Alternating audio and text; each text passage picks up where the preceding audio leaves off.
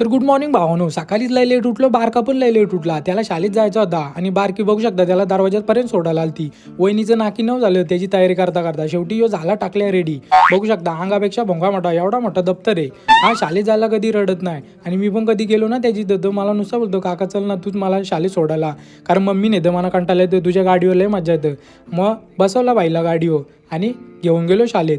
त्याला असं वाटतं की काका को सुपर बाईकच आहे असं समजतं. कधी पण बोला नुसतं बोलतो पलव पलव, मला मजा येतो तुझ्या गाडीवर.